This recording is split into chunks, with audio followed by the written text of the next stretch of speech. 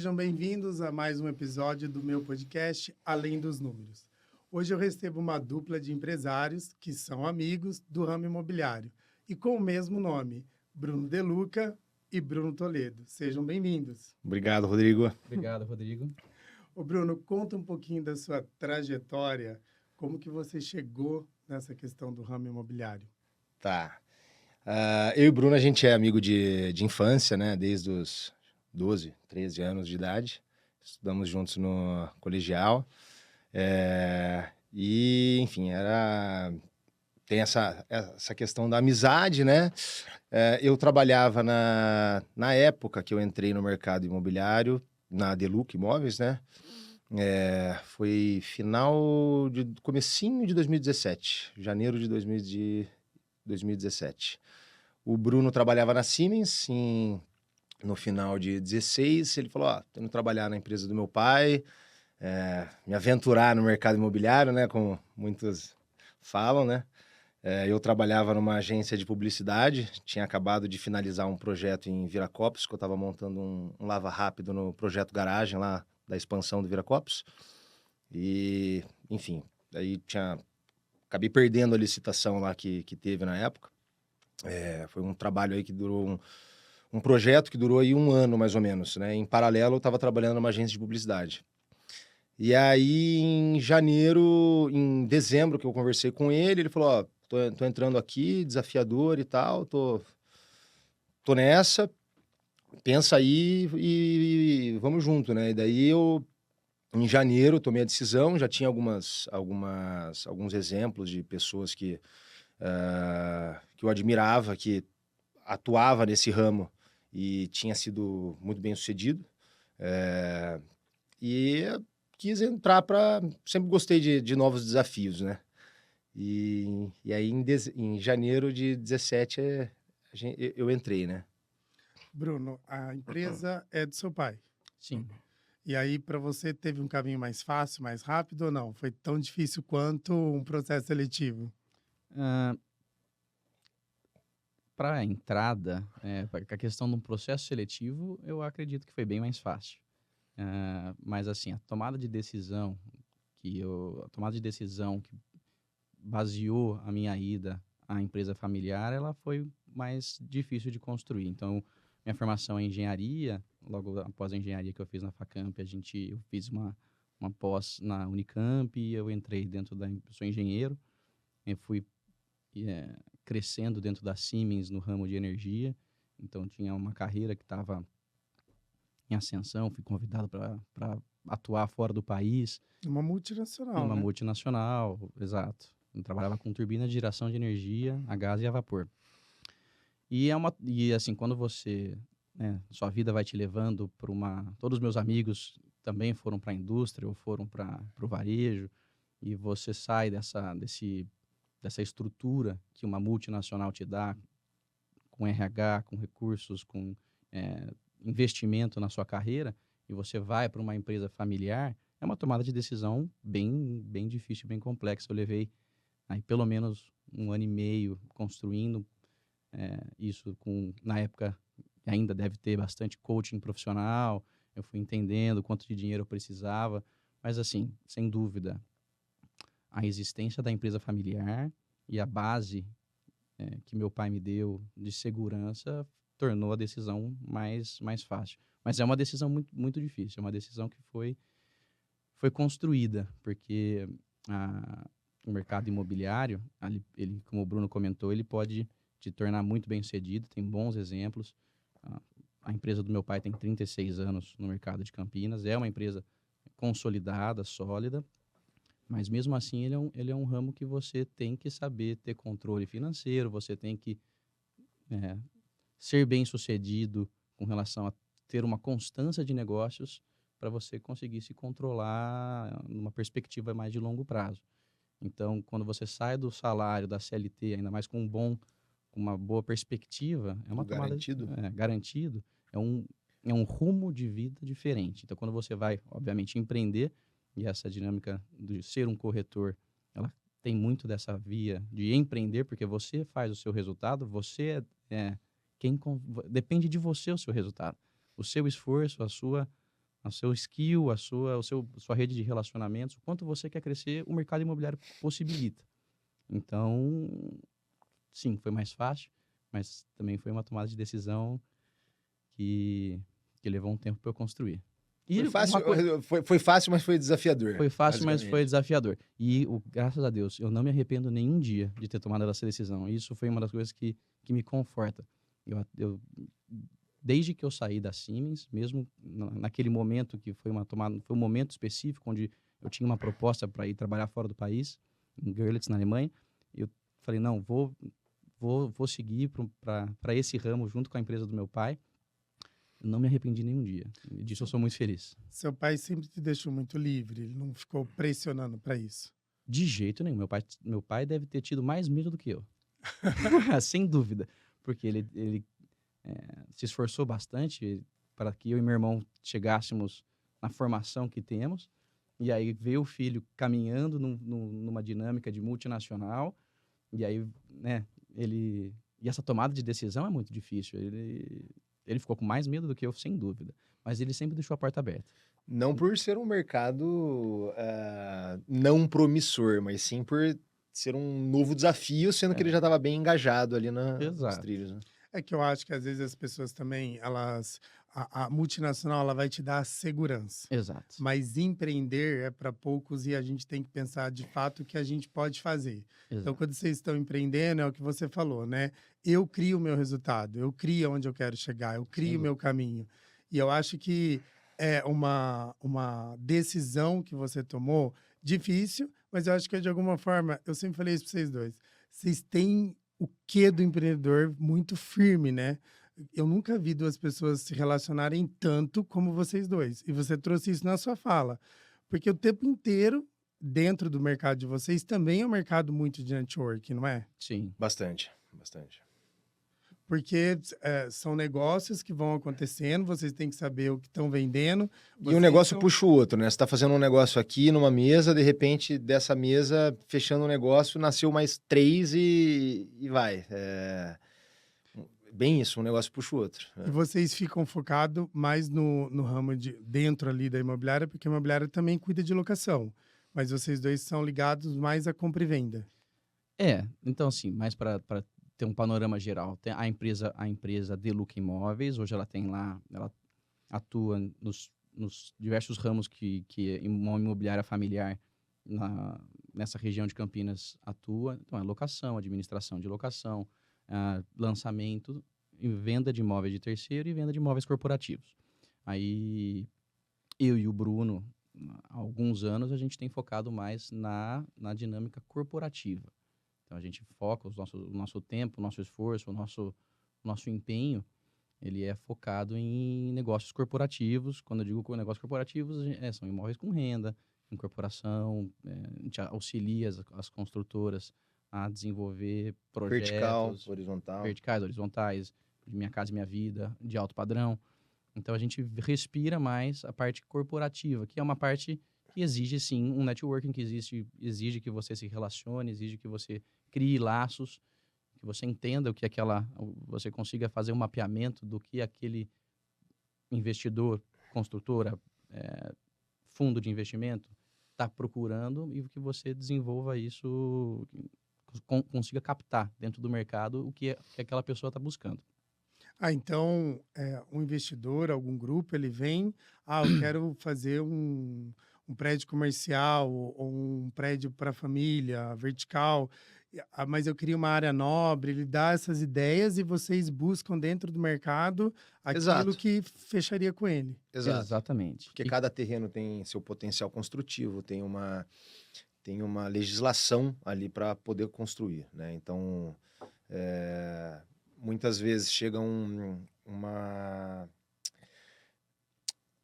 projeto comercial, né? Só que é AAA. Ele quer fazer lá LEED Gold, por exemplo, que é o topo hoje de um empreendimento comercial, né? De lajes corporativas. Tem locais, você não vai fazer um empreendimento desse em uma localização que não vai ter essa aderência, entendeu? Então a gente tem que buscar, a gente procura sempre ir bem fazer um trabalho bem focado no perfil do que o investidor está buscando, entendeu? Eu achava que era só uma questão de compra e venda.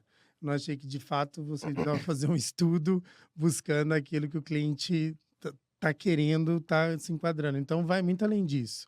Vocês Sim, têm um pouquinho de legislação, então,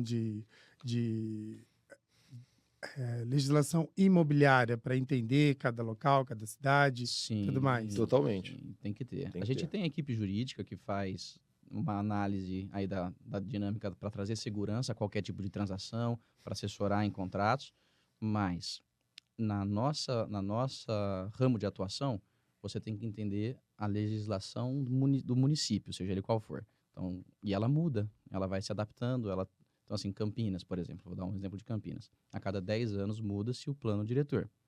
O plano diretor, dentro dele, ele se ramifica no zoneamento, onde aquele imóvel vai estar dentro de uma zona, e a lei de uso e solo, que vai regularizar o que pode se fazer nesse zoneamento. Então, se você tem, vou dar um exemplo, uma construtora que quer fazer precisa fazer empreendimentos para que ele se sustente financeiramente de um VGV, que é um valor geral de venda, de acima de 60 milhões, você tem que procurar, então, um terreno que tem um potencial de se construir uma quantidade máxima de metros quadrados, ou no caso, mínima de metros quadrados, que atenda aquele projeto que aquela construtora... Então, assim, você tem que saber o que está acontecendo, você tem que saber entender da lei do município para identificar uma oportunidade e aí apresentar para uma construtora, para um investidor ou para um fundo de investimento. Então, tá sempre antenado até nas mudanças de bairro, crescimento da cidade, aonde está mais valorizada, onde não está. Tá bem Totalmente. mais complicado a É, profissão de vocês. Eu achei que ela fosse mais simples. é. E hoje eu conheço muitos corretores Sim, e não acho que não é uma profissão que às vezes as pessoas elas dizem assim, ah, não tenho o que fazer, vou ser corretor.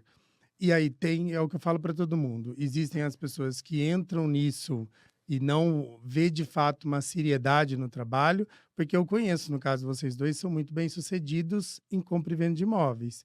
É, por que às vezes as pessoas, estou dizendo, vamos falar agora do profissional, sim. porque às vezes ele mesmo não valoriza a profissão dele.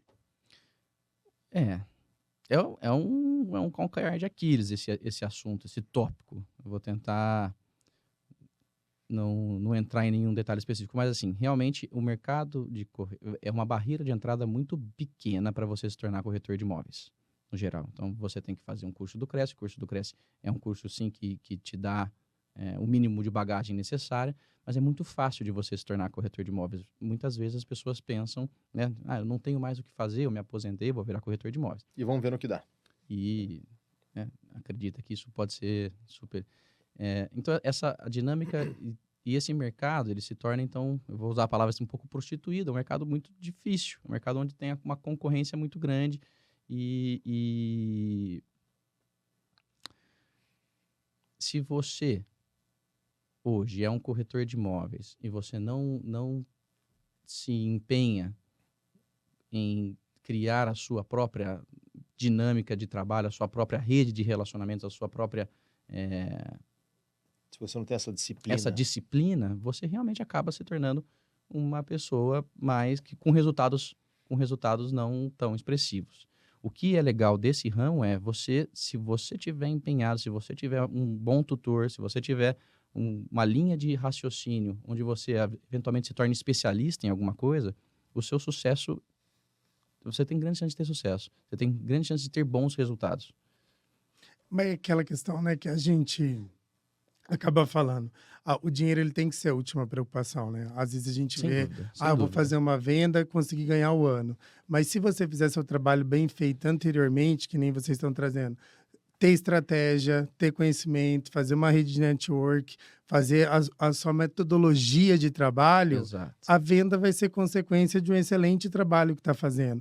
Então, não é sobre comprar ou vender, né? Ajudar a comprar e vender. Exatamente. É sobre ter um método muito bem organizado de uma profissão que, se levada muito a sério, o resultado É porque eu sempre vi vocês dois entregando muito resultado. Sim, Mas também graças a Deus. sempre vi vocês dois extremamente organizado e focado no trabalho que vocês desenvolvem. O cuidado de vocês com o cliente, às vezes vocês me ligam sábado ou domingo, numa questão de uma ideia para o cliente, vocês estão muito focados e eu nunca vi vocês focado no fechar negócio, como se fosse a coisa mais primordial, entendeu? É como, estou falando aqui, como eu vejo vocês dois. Vocês sempre estão muito preocupados com o cliente. Sem Então, dúvida. como eu posso entregar da melhor forma para o cliente? O E às fechar vezes negócio é o final, né, da linha. O meio ali, todo o caminho que acontece no meio, do iniciar o negócio e fechar, que é o que determina, né, se ele vai ser fechado ou não. Tem muitos negócios que iniciam e às vezes acabam caindo. Então, por isso a gente tem que ter muitos negócios na mesa. De 10 negócios, 3 concretizam. Só que trabalhamos nos 10, bastante, né? Então, é dinâmico. E tem que priorizar o cliente, né? Não Exatamente. tem como. Então, assim, 2 tópicos que você citou são cruciais. O primeiro deles é você ter foco no que o cliente precisa e você dar o seu máximo, trazer o máximo. Você tem que entender da legislação, você tem que entender de financiamento habitacional, você tem que entender de lucro imobiliário, você tem que dar uma assessoria para um cliente hoje que tem muita informação, porque a internet trouxe muita informação. Hoje é o cliente que vai comprar. Então, aí focando mais, vamos falar do varejo, um apartamento, uma casa. Ele tem mais informação, muitas vezes, que o próprio corretor de imóveis. Por quê? Porque ele está ali na internet, nos portais imobiliários, ele sabe o tamanho da casa, ele sabe o preço médio, ele não quer mais as informações triviais. Você precisa trazer uma consultoria para ele. Você tem que trazer mais, ele tem que confiar em você. Então, o foco dele, se você é um corretor de imóveis e você está pensando só no dinheiro do final da venda, a chance de você prosperar é baixa. Você tem que pensar só no cliente. E o resultado financeiro seu é o resultado de você conseguir fazer esse cliente ter segurança e ficar satisfeito e, eventualmente, realizar o sonho da casa, do apartamento, de um próximo passo. E o segundo tópico que você também citou e que o Bruno acabou de salientar é que nada não é uma profissão que você não trabalha. É uma profissão que exige muito esforço. Uma profissão que exige muito, muito você estar ativo nessa sociedade que a gente está vivendo agora, consumista, dinâmica. Assim, as pessoas te mandam online, elas te mandam uma mensagem a qualquer momento. Se você não responde em 2 minutos, então, assim, é uma situação De final de semana consome. eu não mexo no celular. Eu tento não ver o WhatsApp porque consome muito durante a semana, cada vez mais. É porque você tem que estar num relacionamento sem fim, tudo não para. Você não sabe se a mensagem é profissional, se é pessoal, se... Não para. Não para, é Não para. 24 horas, né? Eu também tento não mexer no celular no final de semana, mas é meio difícil. É verdade, é verdade. Mas, assim, exige demais de trabalho, de esforço, e nada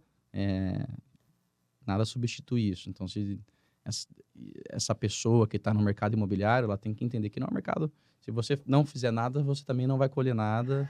Você tem que arregaçar as mangas. É que, às vezes, eu encontro pessoas que falam, estou há tanto tempo, cara, não tem resultado. Mas daí é uma pessoa que só se preocupa em estar num stand de vendas, que é de uma corporadora. Só vai ali, não faz nada além daquilo. Eu falei para ele, mas você está indo atrás de pessoas, está fora dali, quando não está no seu horário, buscando conhecer pessoas que estão buscando esse tipo de empreendimento, para que eles vão no seu horário, para que fechem negócio, para que... Não, eu fico ali esperando alguém. É meio que você esperar o dinheiro cair do céu, né? Eu falei, então é mais fácil jogar na Mega Sena e esperar ver se você vai ser um ganhador. E esse tipo de corretor, normalmente acha que o próximo lead, o próximo cliente vai ser melhor. Então, ele não trabalha o que vem, o que eventualmente uma construtora provém para ele, com o empenho que ele deveria ter sido instruído a fazer. O próximo vai ser melhor. Então, ele está sempre esperando vir É porque eu cliente falo, o corretor ele não pode ser que nem você vai em lojas de comércio, por exemplo. Então a pessoa chega, sabe o que quer, vai ali, você vai para o caixa, emite o cupom, a pessoa paga, tudo Não é certo. isso, não é É isso. totalmente diferente, mas tem corretores que acreditam que é dessa forma, né? Sim, É você esperar ali no stand, alguém te procurar e você encaminhar para fechar a venda. exato. E assim, no geral, o cliente final, ele não quer um vendedor. Ele quer exatamente o oposto disso. Ele não quer que sentir que aquele corretor que está naquele stand está vendendo para ele. Porque essa é uma sensação muito complexa. Eu não quero. Ele está querendo ganhar alguma coisa, ele está me vendendo isso aqui, então ele tem interesse. Não tem que ser diferente, tem que ser uma construção. Você tem que entender o que aquele cliente realmente precisa, qual é a dor da família, qual é a necessidade da família. É um envolvimento emocional que transcende só o tirar o pedido. O tirar o pedido hoje em dia. É o Não voa. encantamento, né? Hoje eu falo que os clientes, eles buscam ser encantados. Então, muito além daquilo que ele quer comprar de você, ou ele quer que você faça um negócio com ele. Então, a forma que você o trata, a forma que você conversa com ele, a forma que você dá atenção, que eu acho que vocês fazem isso muito bem feito, dá esse cuidado tão grande que a pessoa acaba se sentindo tão segura, ela fala, cara, eu tenho que comprar com eles. E eu acho que já teve casos de, às vezes, vocês não fecharam um negócio É que, e passa um tempo, a pessoa procura vocês para comprar com vocês, não é? é que assim, no setor corporativo, esse ponto aí se encaixa perfeito. Mas assim, no setor corporativo, por exemplo, quando a gente está desenvolvendo uma área para vender para uma construtora, ou um imóvel para um retrofit para um investidor, ele tem que comprar com a gente porque é a gente que tem aquele ativo e a gente já sabe a receita do bolo ali para fazer acontecer para ele, entendeu? Então, obviamente, a gente é simpático, a gente dá uma atenção super especial para o cliente, ele gosta de comprar com a gente já recorrente por conta da toda o preparo que a gente tem, né, para oferecer o que a gente oferece. Mas é muito dinâmico no corporativo, porque é um negócio muito customizado, tem que ser feito, né? Não é uma casa que você mostra, então ó, são 3 quartos, 2 suítes, tantos metros, piscina. Vai um pouco mais além, tem, como a gente falou, num evento, por exemplo, potencial construtivo, enfim, uma série de fatores, né, que envolvem na dinâmica da tomada de decisão para ser esse imóvel, né? Então, enfim, no setor corporativo é um pouco diferente.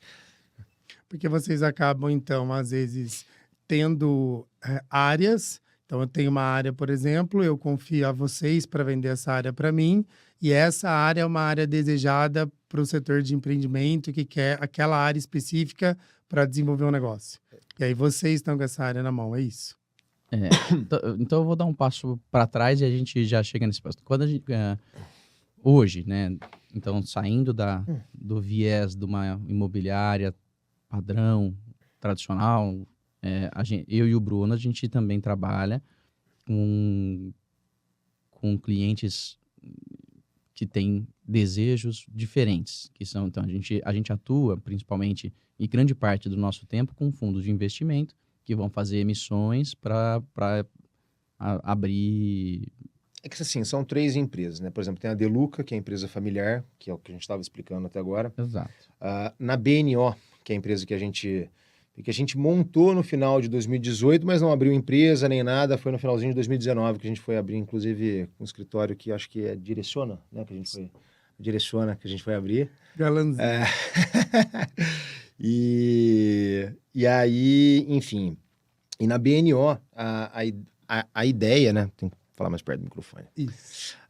A ideia na BNO e o nosso objetivo e foco é a gente atende fundos de investimentos, family offices, investidores, pessoas físicas, que buscam renda, Exato. basicamente, né?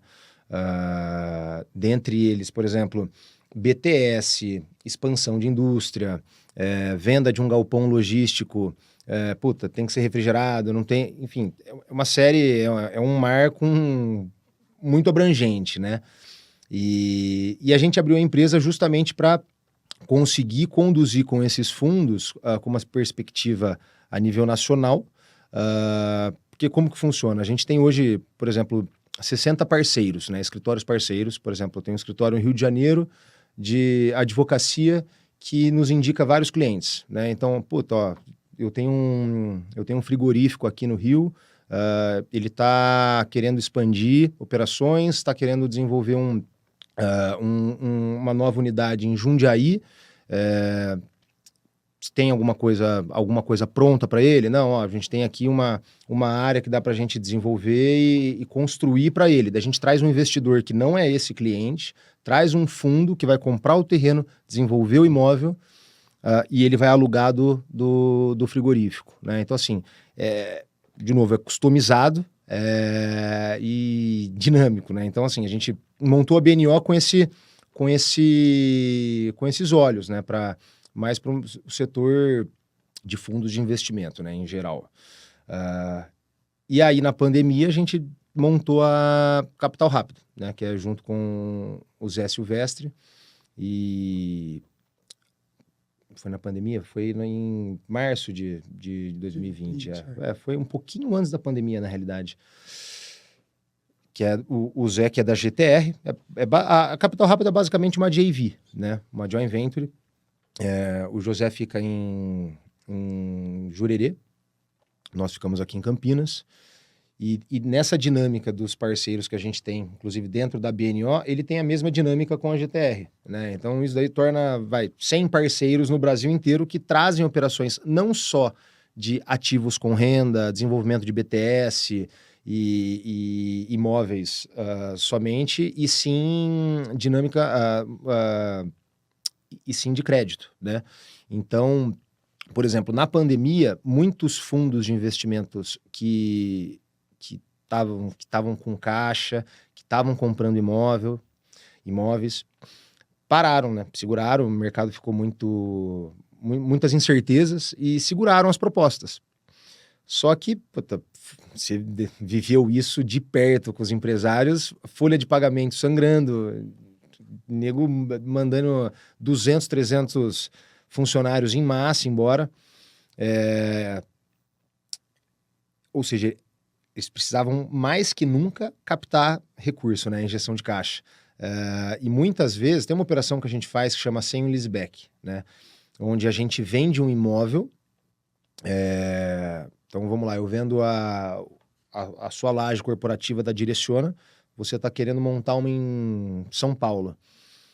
Ao invés de você se descapitalizar, você vende a laje da Direciona para um investidor, ele passa a escritura, né, concomitante com o contrato de compra e venda, faz um contrato de locação atípico por 10 anos irrevogável, né? Então, 10 anos, você se compromete a ficar no seu imóvel, hoje que você já está, no qual você era proprietário, e por 10 anos você vai pagar um aluguel estipulado já previamente. Então, 1% ao mês, por exemplo. Caso no 5º ano você queira sair, você tem que liquidar os 5 anos remanescentes, né? Então, assim, a segurança total para o investidor. Tudo amarrado, 100%. E, inclusive, no contrato de locação, a gente coloca geralmente um seguro-fiança, fiança bancária ou outro imóvel que consiga garantir o total do contrato de locação, né? Porque a finalidade, assim, no final do dia, o investidor está comprando um contrato. Está comprando o tijolo, mas ele está comprando um contrato, ele está visando a renda, né? Então, assim, na realidade, a BNO nasceu nisso, em 2018, né? A gente estava gerando ativos com renda. Quando eu falo ativos com renda, a maioria é sem leaseback, né? Então, por exemplo, quando você vê um Pão de Açúcar desmobilizando toda a operação dele de imóveis para capitalizar, porque o negócio dele não é imobiliário, o negócio dele é varejo. Então, ele vende um CD, 100 milhões, por exemplo, injeta no caixa e, trabalha com estoque. O poder de compra dele muda completamente, né? Uma série de benefícios. E acaba sendo um investimento meio que seguro, né? Porque ele investe num bem, num patrimônio, e tem um retorno de média 1% ali ao mês. Totalmente. Os fundos de investimento... Está crescendo o valor do imóvel ao mesmo tempo. Exato. 10 anos depois... Em 10 anos o investimento já se pagou, né? Até mais do que isso, geralmente é uns 8 anos, dependendo do cap rate, né? Cap rate é o retorno que ele tem sobre o capital aportado. mas de 8 a 10 anos já se pagou o investimento e de contrapartida ele tem um imóvel ainda que se valorizou. Então, assim, é um Muito, mercado né? excelente. 10 anos depois. Só que na pandemia, esse mercado deu uma retraída, né? Em geral, pô, muitas incertezas, né? Só que os empresários estavam ainda precisando e muito de injeção de caixa. Então a gente pensou, pô, então vamos... Por que a gente não aliena o imóvel, faz uma alienação fiduciária e aliena com um banco e o banco empresta 50% do valor do imóvel. Então eu tenho um imóvel de 10 milhões, o empresário, ao invés de ele fazer um leaseback e injetar 10 milhões vendendo o imóvel dele, porque assim, ao término do contrato de leaseback ele pode recomprar o imóvel, né? Então também é quase uma dívida, porque ele tem o direito de recomprar, ele tem o conforto ali, não, eu realmente quis vender e não faz mais sentido para mim o imóvel, ou se ele é patrimonialista, ele só está querendo fazer uma injeção de caixa, ao término no 10º ano ele pode recomprar. E agora, falando do crédito, na pandemia, voltando. Então, na pandemia, folha de pagamento e tudo mais, a gente falou, porra, vamos fazer alienação fiduciária com os bancos e fundos, ao invés de efetivamente vender o imóvel, né?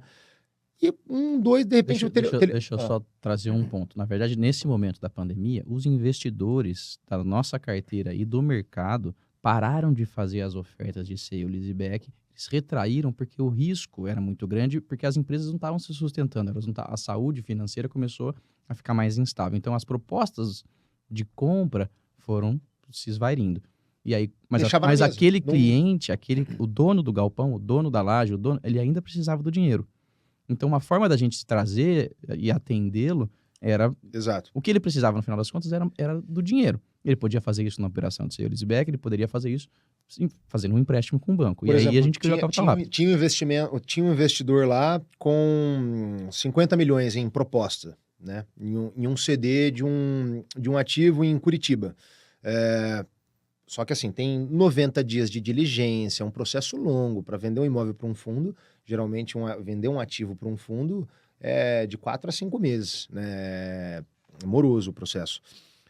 E parou no meio do processo. Não dá, nesse formato, espera, a gente não vai conseguir fazer essa injeção de caixa agora e nem liquidar esse ativo, vai ter que ficar para o final do ano. Em paralelo, a gente começou a ver as outras alternativas, que foi a de crédito. Só que o telefone não parou de tocar. E não era só com as operações que já estavam andando, era com as operações que a gente começou a ir a mercado a buscar. Tem interesse? Tá precisando todo mundo precisava captar. Não tinha desde o dono de uma padaria a dono de uma empresa que fatura de 5 bi. Assim, todo mundo precisava captar. Na pandemia, mesmo quem não precisava queria captar por incerteza. Vai que eu preciso, né? Quanto tempo isso vai durar? Na verdade, a gente precisa se tornar imparável, né? Encontrar soluções, se as portas vão fechando, eu preciso de uma janela. Exatamente. Vocês encontraram uma solução onde parecia que o caminho de vocês ia dar.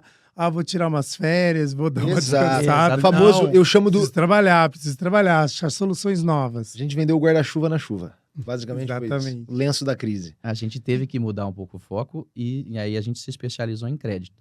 Então, hoje a gente também tem uma empresa que assessora empresas que têm faturamento acima de 30 milhões, é o nosso foco, 30 milhões ano, somos corretores de crédito. Então, a gente consegue, dentro do nosso portfólio, principalmente em assets, em bancos e em fundos de investimento, assessorar essas empresas que estão crescendo, que têm esse tamanho mínimo, a buscar dinheiro, a buscar crédito com outras alternativas. Então, muitas vezes essas empresas têm um CFO ou são uma empresa familiar, aquela pessoa conhece 3, 4 bancos, não tem uma capilaridade dentro do mercado financeiro que a gente tem. Então, a gente assessora. A gente fala assim, para você conseguir essa quantidade, esses 10 milhões de reais aqui, a gente tem esse caminho com esse fundo, tem esse caminho com esse banco, a gente pode usar essa modalidade.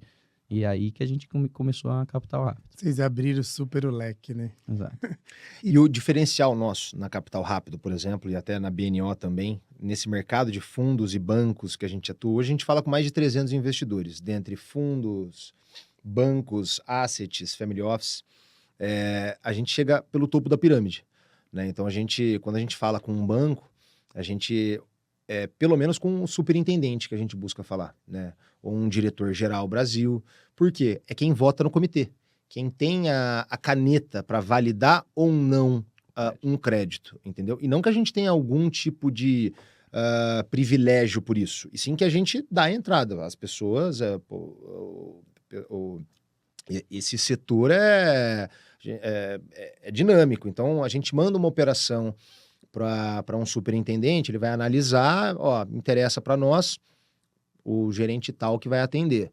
Só que assim, quando isso acontece, já entra com outro engajamento, né? Top-down. Top-down. E na BNO a mesma coisa. Só que assim, isso também vale do lado do tomador do crédito. Então, quando a gente fala com uma empresa que quer captar, a gente não pode falar a gente tem que falar com um CFO, um diretor, algum diretor que entenda a necessidade e que tenha a caneta para tomar a dívida. Porque senão, a gente já perdeu muito tempo também estruturando, porra, o cara tá querendo tomar 70 milhões aqui, a Selic mais 5, tá tudo redondo, vamos seguir. Na hora que a gente sentou para definir, não, ó, a gente... só Selic mais 3, eu não tomo isso daí, mas de jeito nenhum, não faz sentido para mim. Porra, um monte de reunião, já estava super alinhado, o diretor do banco foi até a empresa. Então, assim, tem que estar muito bem amarrado tudo e muito bem alinhado. Então, hoje a gente procura falar sempre, tanto do lado do cheque, quanto do lado do tomador, tem que ser com a hierarquia máxima, né? Porque senão não acontece, né? Pela experiência que a gente teve. Como que vocês trouxeram a pandemia? Eu lembro que teve um ponto que acharam que a questão imobiliária ia dar uma boa caída, porque teve o tal do home office, trabalhar em casa, e depois se descobriu que isso dá muito errado, ainda é um chabu dentro da internet. Quando você vai falar desse assunto, os haters ficam meio nervosinhos. Mas, de fato, as empresas entenderam que não tem como você... cultura, valores, missão, longe. Ou o time se integra, ou tá todo mundo junto, ou acaba não acontecendo isso. E aí eu vi que voltou um boom novamente dos escritórios em São Paulo, porque uma parte eles ficaram praticamente vazios, né? Tinha muita gente que ficou preocupado. E de repente agora já está construindo prédio um em cima do outro e tá todo vapor, né? Foi uma coisa assim que achou que ia cair, mas acabou que os imóveis tiveram um aumento aí até um pouquinho a mais do que se imaginava, né? Não, aconteceu exatamente isso. Aconteceu exatamente isso em vários ramos. A gente achou que a pandemia ia trazer, né, dentro do mercado aí, imobiliário bairrista ou da cidade de Campinas, que ela ia ser prejudicial. Na verdade, ela teve um super boom em todas as casas da cidade, aumentou a demanda. Aumentou muito também o custo de construção, aumentou um monte de coisa. Para essa dinâmica mais corporativa também foi um tempo de aprendizado das empresas, mas eles estão voltando, a grande maioria das empresas está entendendo que o teletrabalho 100% ele tem algumas vantagens, mas ele não consegue engajar as pessoas na cultura, ele não consegue, a pessoa não consegue, ele entra, ele não consegue aprender, não tem para quem perguntar, fica mais distante. É uma tendência, está acontecendo de voltar, pelo menos a ter hubs de trabalho e um trabalho aí pelo menos 2, 3 vezes por semana. O híbrido talvez funcione mais, o híbrido, né? Mas o 100% em casa... Foi bom para tornar a vida um pouco mais flexível, né? Mas para as pessoas que sabem operar essa dinâmica, né? Mas eu acho que é bem difícil você ter essa dinâmica dependendo do trabalho. Geralmente, trabalho de escritório, seja em qualquer ramo que for, você tem que ter muita atenção naquilo. Acho que se for uma pessoa solteira, que não tem filho... Não, por exemplo, um design gráfico. Ele consegue trabalhar uma boa parte, ele tá no computador, ele tá no mundo dele ali, mas desenvolvendo. Uma coisa é quando você tá na empresa, onde tá todo mundo no mesmo foco que o seu. Outra coisa é quando você tá em casa, com o seu filho, sua filha, sua esposa, empregada, barulho e tudo mais, concordo. Entendeu? Exato. Então, acho que é isso que diferencia. Se é uma pessoa que mora sozinha, ou um casal apenas, muito relativo. Tranquilo, acho que funciona para algumas. Mas se é uma casa muito movimentada, cara, você precisa de uma base para funcionar tudo certinho. Hoje eu não vai. consigo trabalhar. Na pandemia eu trabalhei 1 ano em casa e hoje eu não conseguiria de jeito nenhum, ainda mais com a minha filha sem parar. Não para, não tem jeito, né? Não tem jeito. E acho que o interessante de trazê-los também foi 2 coisas. Uma, eu vejo, às vezes, muitas pessoas não dando valor na segurança que um corretor entrega do negócio. Sim. Às vezes a pessoa fica muito preocupada, pô, mas eu tô vendendo, vou ter que dar 6%. Falo, cara, quanto vale a sua segurança? Sem dúvida. Às vezes você perde 100 por causa de 6, mas, por exemplo, é uma segurança tanto para quem está vendendo como para quem está comprando. Sim. Queria que vocês entrassem um pouquinho mais especificamente das seguranças do negócio, porque às vezes as pessoas focam só no 6%, mas esquece a quantidade de proteção que esse 6% gera para o negócio. Exato. Quando ele é bem trabalhado, né? Então, assim, quando você é um cliente, você está querendo comprar ou vender um imóvel, a existência de uma imobiliária que tem um departamento jurídico, a existência do corretor de imóveis para trazer aí essa segurança na transação, ela é, na minha visão, primordial. Tem que ter.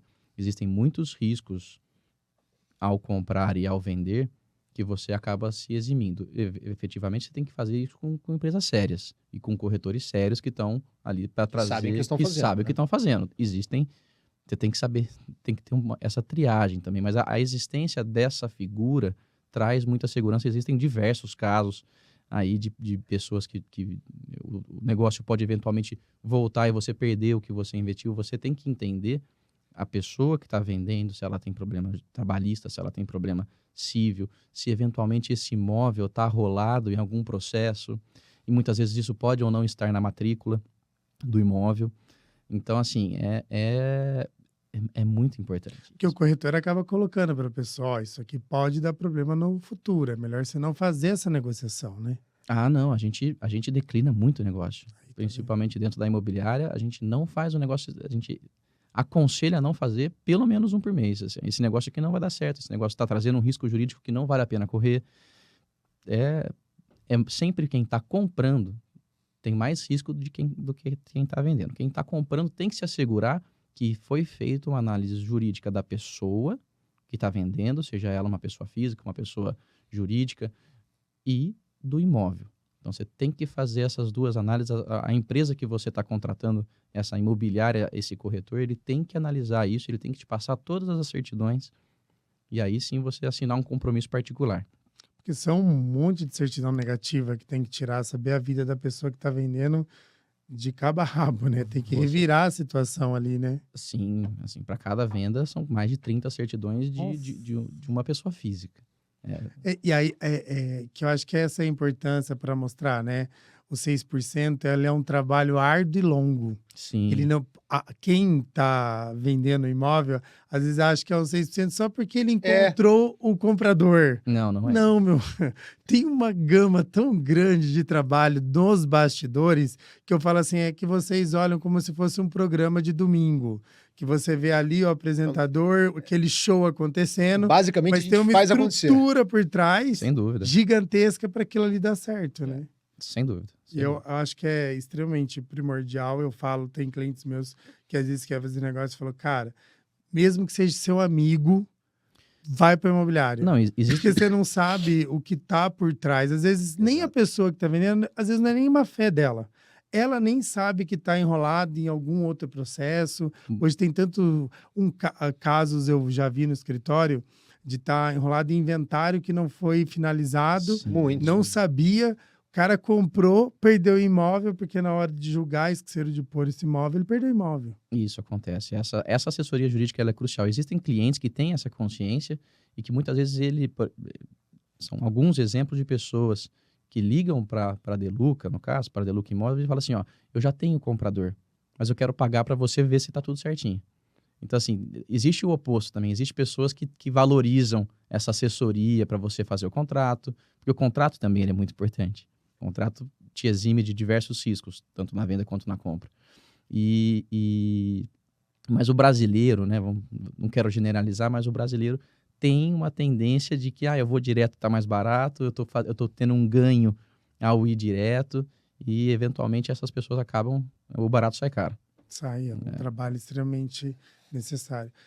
E quando vocês estão vendendo uma casa, por exemplo? Porque eu falo assim, hoje eu acredito, se eu estiver errado, me corrijam, eu acho que hoje é muito mais fácil comprar do que vender. Porque se eu for comprar, eu tenho um leque de opção gigantesco. Como encontrar o local certo, assim? Porque hoje eu vejo as casas acabam elas tendo padrões muito parecidos, né? Ela dependendo do nível aí de casa que você tem. Uhum. Como que uma pessoa fazer uma pessoa se encantar por algo e fechar um negócio dentro se ela tem lá 100 imóveis de opção? Como escolher um? Não, esse é um dos desafios mais complexos. A ideia é você saber entender o cliente, entender um pouquinho da necessidade daquela família. Fazer as perguntas certas. Aonde os seus filhos vão estudar?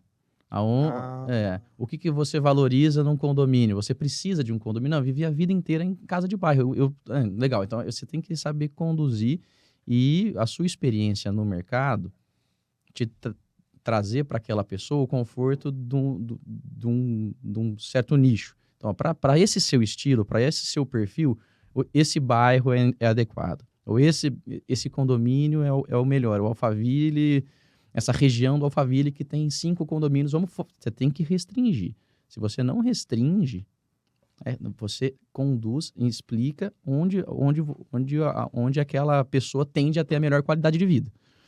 Mas o leque é muito grande, realmente.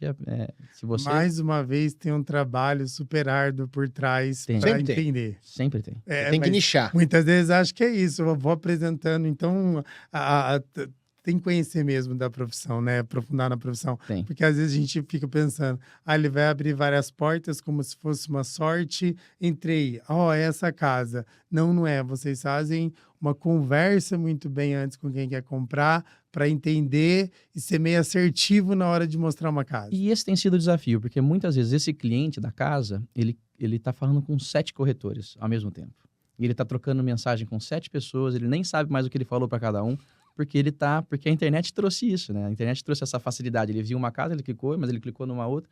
Então, você conseguir se conectar com esse cliente e entender realmente a dor dele é um desafio. Depois disso, você começar a levá-lo nos imóveis, apresentar também, são vários desafios que um corretor hoje tem que ultrapassar. Quando fui procurar, eu sempre via, eu definia os corretores de sucesso ou não, porque se é aquele corretor que faz uma venda a cada ano, por exemplo, ele te leva pouco nos lugares. E muitas vezes ele chega já meio cansado. Já viu tudo? Aquele corretor que ele é bem sucedido, o cara vende muito, ele te leva em 100 imóveis se precisar. Exato. Ele está sempre antenado. O que faltou? Faltou uma janela assim. No próximo imóvel tem aquela janela que você falou que você gostaria. Ele vai superando porque ele entendeu a métrica que é aquilo, é um caminhar de um serviço tão bem executado, Exato. que o resultado é automático desde que eu preste um excelente serviço, né? Exato. E muitas vezes esse corretor que está fazendo esse trabalho para você, dentro da imobiliária dele, ele nem tem o imóvel ideal, mas ele vai fazer uma busca aí com os parceiros, ou ele vai fazer uma busca na internet, ele vai atrás do imóvel para você. Esse é o corretor que vai certo, que ele entendeu o que você precisa, mesmo que isso não esteja na carteira dele ou da imobiliária, ele vai buscar para você. E aí ele vai trabalhar mais do que... É um trabalho customizado. É um trabalho customizado. É um trabalho customizado e que envolve bastante esforço, que envolve bastante exposição. Saindo um pouquinho, que era a segunda, eu acredito que eu nunca vi vocês dois brigarem. Pelo menos eu os vejo sempre. Depende. Mas como é trabalhar com na faculdade amigo? a gente brigava, mas com outras pessoas. Entre si, não. Não. Porque a amizade de vocês, como que faz uma amizade que veio de fora funcionar no ambiente de trabalho? E vocês continuam amigo fora do ambiente de trabalho. Sim. Né? A amizade de vocês, ela é duradoura. Eu acho que, assim, deu certo porque quando a gente entrou na imobiliária junto, a gente não trabalhava junto. Eu trabalhava numa sala com 20 corretores e cada um por si e tudo mais. Aí foi começando a ter sinergia de negócios, né? Eu estava olhando para áreas de loteamento, vertical, ele também. Ele falou, pô, vamos atender esse cliente junto? Vamos. Bum.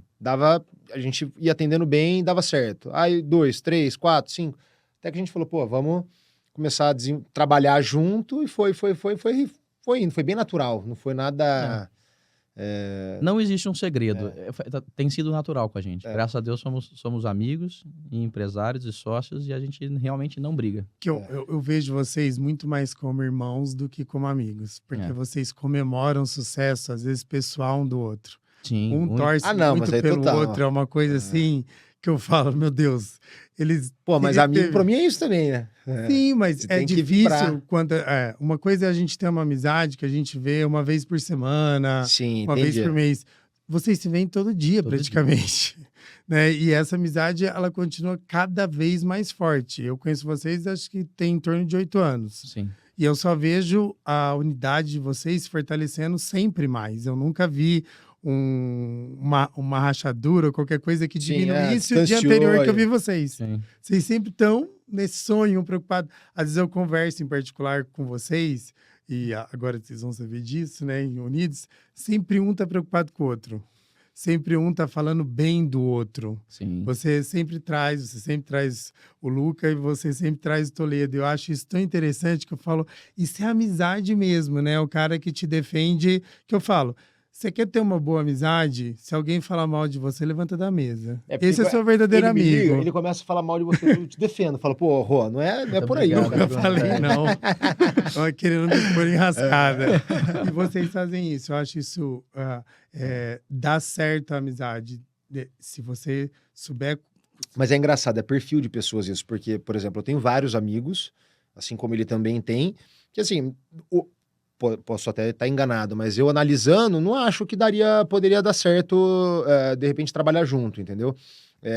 Pode ser até que desce, mas analisando friamente, mas pode ser também que no início, em 2016, puta, vamos ser sócio, vamos montar um negócio junto? Também não sei, se a gente, que foi acontecendo e por isso que deu certo, né? Que tudo foi natural. Tudo foi natural. Uma outra coisa que vale a pena dizer é, ainda bem, graças a Deus, que nossas esposas se dão bem. Então a gente trabalha juntos de dia e saia junto à noite com as esposas. Aí, inclusive, eu queria até enfatizar aqui que eu sou um cara muito sortudo, tá? Pela minha esposa. Tá demais, eu diria. E a filha Giovana. Demais, eu diria. Demais, eu diria. Elas aqui, né? Mari, eu não te conheço, mas conheço a Thay. A Thay, eu posso dizer que realmente o Bruno ganhou na Mega Sena. Mariana, espero te conhecer. E pela Giovana também, né? Porra, a Giovana eu ganhei 2 vezes. Vai parar por aí ou vai continuar? Tá bom. Vai ter mais filhos? Não, eu achei que era uma piada. Não. Não que seja piada, né? Giovana, mano. Não, tô planejando ter o Thomas. Você definiu até o sexo já. A última vez eu defini também, não veio tudo errado. Mas já tem nome também. Se for menina, é ou Antonella ou Gabriela. Mas eu acredito que você terá uma próxima menina. Você deve ter Rodrigo, judiado bastante na sua adolescência. Você precisa ser pai de meninas. Acho que o Bruno, se tiver um filho, seja menino. Talvez o Bruno fosse mais certinho que você. Geralmente... O Bruno tem cara que vai ser pai de menino. Geralmente, os homens certinhos, os primeiros filhos são homens. Os homens um pouquinho mais festeiros, geralmente tem uma quantidade grandinha de mulheres. E o pessoal que tem muito filho? Como que foi o passado? O Rodrigo tem mais de 4 filhos. Não foi muito bom, não. Mas a menina veio por último, tá vendo? Então fui mais certo do que baderneiro. Você tem 3 homens e uma menina. A Helena é a última, a mais terrível. O mais velho tem quantos anos? 17. 17 já? 17 anos. Caraca. Tem 42. O Rodrigo tem uma cara de 37, mas já tá com 42. Tem filho com eu falei que a anos. melhor coisa foi colocar barba, né? Eu não sabia que isso deixava a gente mais jovem. Vocês sempre usaram barba, né? Aí uma vez a minha personal falou, tem que deixar barba. Deixei, cara. Eu falei, isso deixa a gente mais jovem do que a gente mais velho. Acho que eu não tiro nunca mais. Ainda mais agora envelhecendo, né? Que a idade vai indo para 50. Mas tem que agora você tira. Tá longe. Tira, depois põe. E o que vocês têm de plano nesse mundo de negócio? Porque vocês estão em 3 plataformas, se a gente olhar, né? Sim. O que tem mais para vir por aí? Eu acho que é um passo de cada vez, né? A gente está vivendo isso hoje, essas 3 empresas. O mundo que a gente vive é muito dinâmico, acontece coisa nova, novidade a cada dia, né? Então, assim, a gente gosta de desafios. Exato. Não sabemos o que está por vir. A gente procura tocar essas 3 muito bem, fazer o que a gente faz muito bem feito, né? E se tiver alguma oportunidade, a gente tá todos ouvidos. Que eu acho que a oportunidade sempre encontra aquele que quer empreender, né? Sim. Então, eu acho que vocês dois se colocam sempre fazendo muito bem o que vocês desenvolvem. Qualquer negócio que queira crescer, topa com vocês dois, derrapa ali, fala, ó aí, não quer levar eu à frente, porque do nada era só uma questão de imobiliária e que vocês já encontraram outras coisas ao longo do caminho aí em poucos anos, né? Então, acho que essa trilha de vocês, esse profissionalismo que vocês dois têm e essa energia que eu espero que vocês consigam levar ela até os 50, porque eu só vejo ela piorando no sentido para cima, porque eu conheci vocês eram um pouco contidos. Exatamente. Vocês já tinham muita energia, mas era uma coisa um pouco mais contida, mas cada vez que eu vejo vocês estão mais energizado. A gente começou, que hora que eles vão parar? Eu comecei a dar aula de tênis pro Bruno agora, né? Então, a gente tá fazendo... Eu cobro R$100. A gente tá fazendo tênis toda semana. Dá uma boa sacudida na energia, tem aumentado também a energia, viu? Tênis é algo para vocês que dá uma... É importante. Dá um gás. É importante. Porque vocês também cuidam bem da saúde, né? Tem que cuidar, né? Tem sido também um desafio, né? Mas sim. Sempre é um desafio. Você deixou mais, Bruno? Não. Porque vocês dois, desde que eu conheço, vocês eram bem ligadinhos na questão saúde, não é estética. Sim. Questão de se cuidar mesmo, cuidar da saúde em si. Não, eu procuro cuidar bastante. Faço check-up. Puta, 2 meses atrás, tava com um holter aqui, porque eu tava jogando tênis, meu batimento cardíaco deu 230. Falei, não, tem alguma coisa errada nisso aqui. Aí fiz o holter e tal, aquele 24 horas, tá tudo certo. Então, assim, eu sempre quero, obviamente, sempre existe um risco, né? Mas quando eu puder minimizar qualquer tipo de risco em relação à saúde, então tem que fazer prática de esporte. E tem que procurar tempo para isso também, né? Então... O desafio tem sido só o tempo. Sempre a gente está, sempre, eu e o Bruno também, estamos ativos em alguma coisa. Então, o início do meu ano foi inteiro no CrossFit. Aí fiquei um pouquinho sem CrossFit, agora a gente começou a jogar tênis. Só que a diferença é a constância. A academia vai se perpetuando durante o tempo. CrossFit, mas agora meio que troquei a academia por tênis. 3 vezes por semana eu tô fazendo tênis. Aí não consigo encontrar tempo para fazer. Chega em casa. Tênis eu acho um esporte muito complexo. E cansativo. Tem gente que acha que é tranquilo. Nossa. Dá pra jogar 3 horas sem parar, imagina. Mas é muito cansativo. É cansativo quando você termina. O braço. Quando você termina, você fala, nossa, foi intenso. Mas se deixar jogando, você joga 2, 3 horas sem pensar que tá passando tempo. É muito bacana. Você vai gostar. Não, eu já tentei, na verdade, mas eu acho que a altura é complicado. Eu acho que você tem que ter ali, na minha opinião, tá? Entre 1,65 e 1,79 no máximo. Imagina, os acima de 1,80 sofrem mais. Os melhores jogadores são altos. Nossa. O Sinner, que é o número 1 do mundo, se eu não me engano, ele tem 1,90. Então ele foi abençoado na genética, porque eu acho um esporte extremamente... Ele é bonito de se ver, né? Mas para jogar, arrebenta meu braço. Muito. Mesmo treinando, se preparando. Porque hoje virou moda o tênis e o beach tênis, né? As pessoas do nada colocaram esses 2 esportes como os principais. Sim. E aí, se você não joga, seus amigos falam, como que você não joga? Todo mundo joga, como se 50 anos que tem que jogar tênis. Eu falei, mas onde se perdeu que era o futebol, que era o basquete? Então hoje... E aí eu tentei, mas não dá. E o beach tênis? O beach tênis dá. Mas o meu problema, não sei vocês, mas eu sou extremamente competitivo. Eu não aceito perder. Entendi. Então eu tenho que entrar para ganhar. E eu vou ter que ganhar. E aí, cara, eu quero treinar, eu me mato, quero fazer aula extra, para hora que entrar na quadra, ganhar. Para mim, eu não lido bem com a derrota. Não sei Entendi. vocês dois, mas eu não lido bem com a derrota. Seja num jogo de imagem e ação, eu tenho que ganhar. Ó, isso é um ponto curioso. No nosso mercado, não vou falar derrota, eu vou falar frustração.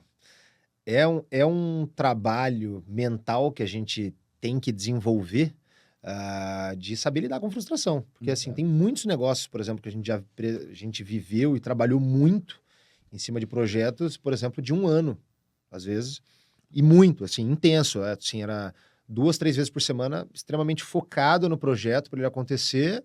Dava ali, deu 1 ano, o negócio praticamente fechado e cai o negócio. E não tem o que fazer. Caiu, tchau, não sofra e vida que segue, entendeu? Mas eu acho que vocês já se prepararam psicologicamente para isso, A não é? gente vem amadurecendo. A gente vem amadurecendo. É bem né? complexo. Não, né? não existe tem que estar preparado e acabou. Né? Na hora que você tá, puta, o negócio tá fechado. Puta, fechou. Tá fechado. Uau, beleza. Dali 3 meses, ó, não vai mais. Não deu. Já teve sensação de Já, negócio está fechado. certo, só abrir a champanhe, já comprei a garrafa 100%. e não dá certo. 100%. Não, Opa. não é nem só quando você fecha o negócio, é só quando o dinheiro cai na sua conta. Você só acredita. Tem- Ali tem que é só- o. tem- Ok, tem- deu tem ainda certo. Exato. um último degrau ainda, que já Contrato tivemos assinado, não é diversas negócio frustrações fechado. nesse assunto. Já teve caso de voltar Já, atrás? opa, vai. Assinado o contrato? Sim, Não, diversas. Né? Diversas. muitos. Não é poucos, muitos. Então é só hora que o dinheiro cai na conta. Sim. Gente, Já teve caso que a gente teve que. Aí a gente tava resguardado juridicamente, teve que entrar com processo. Ganhamos, mas assim, foi entre dezenas que aconteceram, né? Então, mas enfim. tá, Foi bom pra gente acho aprender a que lidar o bom com humor frustração na faz vida. parte, então, para vocês dois. Vocês dois estão sempre bem-humorados. Tem que ter Acho uma que por isso que energia eles estão positiva. Eu me considero um cara bem humorado e mal-humorado algumas vezes nas horas vagas, né? Principalmente quando estamos com fome. Mas eu acho que faz bem pro negócio de vocês, né? Eu acho que o bom humor, até para aguentar os nãos aí que acaba acontecendo e retorno de contrato não finalizado. Eu achei que fosse mais fácil. Achei que a vida de vocês demonstram fechar negócio sempre, toda hora, todo minuto. É Não fácil. tinha muitas frustrações, Mas mas existe frustrações. Existe bastante. É que eu sei que no mercado de contabilidade, né, não existe frustração. Não, Não, é mais fácil. É um mar de rosas, eu já nem fui no trabalho. escritório. Já fui no Mas eu escritório- falei Eu já fui no escritório. para todo mundo que é. eu já fui no escritório do Rodrigo algumas vezes, eu nunca vi na calculadora dele, nem tenho menos. É só mais. Só mais. É só mais. Mas é que vender contabilidade é mais fácil no sentido... É difícil vender, mas se você vende, é um cliente eterno. Você não tem problema com o cliente, tá bem mais fácil. Se você presta Diferentemente de bom vocês. serviço, claro. Exatamente. Vocês sempre têm um novo negócio. Exato. Né? Nunca para. Mesmo que seja para o mesmo cliente, você tem que É tudo de encantar ele, é tudo de novo. Não, Sim, é é tudo tudo novo. novo. A gente não é uma única vez. O Você diferencial é que a gente já fecha contrato sabe o uma única perfil vez. e as dores ali do cliente, né? E aí a gente vai aprimorando, mas é tudo novo. Não tem nenhum outro segredo. Exato. Eu ficaria aqui com vocês o resto do dia, mas meu tempo está acabando. Olha, eu gosto muito de vocês, admiro os dois. Foi um prazer tê-los aqui. Queria agradecer, Bruno Toledo, Bruno De Luca. Se vocês quiserem deixar algo para Prazer é quem nosso, está nos Rua. assistindo, pode falar para a câmera o que vocês quiserem deixar. Rodrigo convidou a gente para participar, para a gente tem sido uma novidade. É a primeira vez que eu e o Bruno tivemos numa mesa Experiência. como essa. Gostaria de dizer, na nossa trajetória, a sua importância foi e continua sendo essencial. Então, a sua consultoria, a existência da sua empresa na nossa vida, Da Direciona. da nossa Direciona, vida. é de grande valia. Então, a gente fica muito contente de ter sido convidado e ter você participando da nossa história. Inclusive, ficamos muito contentes também, assim como você falou, a gente ficava contente com o sucesso um do outro e tudo mais. Quando você mudou para a nova laje lá de vocês, a gente ficou muito feliz. Falou, porra, o Rodrigo tá desenvolvendo, tá crescendo, tá muito bacana. Daí quando a gente foi lá presencialmente, a gente saiu de lá muito contente. Falou, caralho, porra, que A bacana gente- e tal. A gente fica feliz entre nós, né? Eu acho que isso que é importante, assim. Total. Muito obrigado por vocês estarem aqui. Para mim foi um verdadeiro presente termos aqui. Nós que agradecemos. E a você, continua nos acompanhando, sou o Rodrigo Leite. Estou um pouquinho emocionado porque eu gosto muito desses dois aqui. Talvez eles nem sonhem quanto eu gosto deles. Mas para finalizar, compartilhe, comente e curte lá no canal. E até o próximo episódio.